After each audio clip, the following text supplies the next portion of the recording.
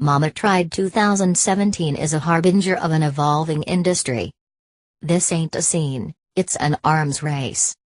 10 years ago, you had two choices of motorcycle event. On the one hand, you had established events like Sturgis, IMS shows, and Daytona Bike Week.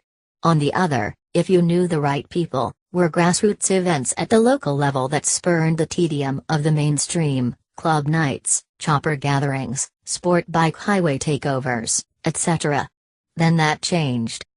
Through the internet, a market collapse that hollowed out access to new motorcycles for younger customers, and a distaste for mainstream customs, new events arose to cover the middle ground between Bud Light-sponsored bagger fests and underground cool kid hangouts.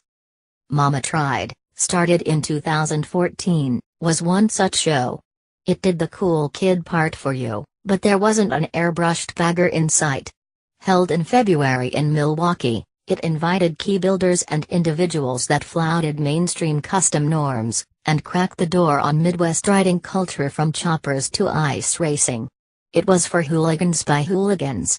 It eschewed mainstream motorcycle culture, but also made an underground scene more acceptable. And then an odd thing happened. The hooligans won.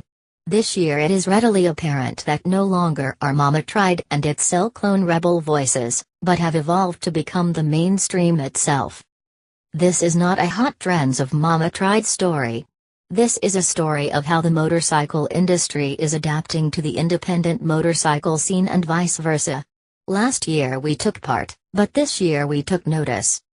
The Cool Kid Quadrant. Mama Tried is part of the Cool Kid Quadrant of Nouvelle Custom motorcycle shows. The tour begins at the One Show in Portland, then moves to Mama Tried in Milwaukee, then to Hand Built in Austin, and then to the Brooklyn Invitational in New York.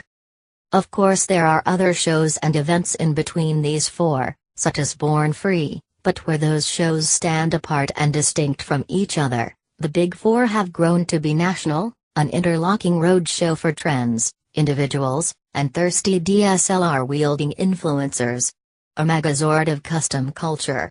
They're bound by common themes. A gaggle of SoCal hooligan racers will be present.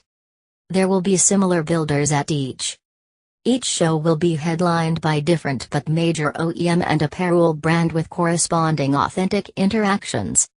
Social media will be overrun for the week before, during, and after each event with influencers competing for more followers.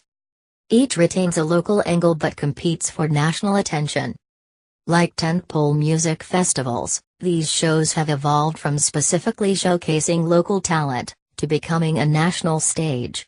They act as a trend superhighway, bringing the latest and greatest trends and personalities to each area of the country. Wondering why everyone's building trackers? Or built scramblers 2 years ago? The Quadrant is a large part of that. Growing and evolving from show to showcase. Each show in the Quadrant has evolved into a larger presence for participants, both physically and priority-wise. The One Show, for example, once had 20 bikes and burnouts in the bathroom. It's now a 190-plus bike, 3-day exposition for brands and builders with the shenanigans confined to after-hours parties between influencers. And Mama Tried is similar. What began as a small show with a nice racing component 3 years ago has evolved into largely the best weekend showcase of Midwest motorcycle culture and talent. Over 3 days there is Flat Out Friday, the show itself that is a 2-floor affair with vendor and bikes, and ice racing the day after. Flat Out Friday itself moved from UWM Arena to the much larger BMO Harris Bradley Arena where the Milwaukee Bucks play. The crowds were large and the grid for the racing was packed. Hooligan racing is now an official championship, and there were also professional flat trackers sprinkled throughout all classes. For example, Corey Texter was competing in the Grom class. There was also a $15,000 purse for the pro race in honor of Charlotte Canes. The Jared Mees would take that purse. Hooligan racing, as noted from our piece last year, has become very serious. In 1 year, hooligan racing has evolved from sideshow to professional series, and from being watched by pros to being raced by pros. There is a clear divide between the front runners and those just wanting to race.